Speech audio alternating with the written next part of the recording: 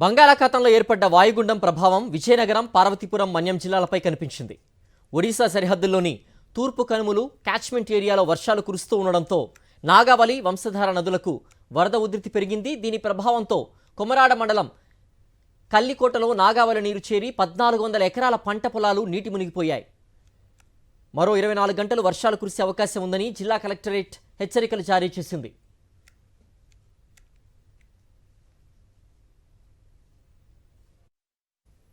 విజయనగరంలో తాజా పరిస్థితిని మా ప్రతినిధి యుగంధర్ అందిస్తారు.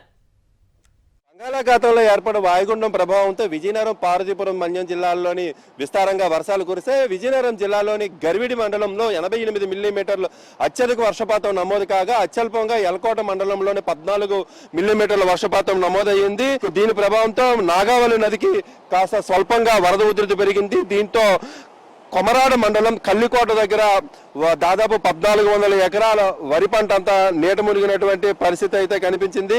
కురుపాం మండలం ఉదయపురంలోని మట్టిగోడ కూలి కంబరిక అరవింద్ అనేటువంటి యువకుడు మృతి చెందినటువంటి ఘటన చోటు చేసుకుంది. అలాగే కురుపాం మండలం పూతిక వలసలోని దాదాపు 400 ఎకరాల అరటి తోట నేలమట్టమైనటువంటి పరిస్థితి అయితే కనిపిస్తోంది. 50 నుంచి 60 కిలోమీటర్ల వేగంతో గాలులు వీయడంతో విద్యుత్ స్తంభాలు నేల కొరికాయి. గాలి ఉధృతి కూడాను 60 నుంచి 70 కిలోమీటర్లు దాటి ఏమాత్రమైనా ఉన్నట్టయితే పూర్తిగా హార్టికల్చర్ క్రాప్స్ కూడా నష్టపోయేటువంటి పరిస్థితి ఉంటుంది.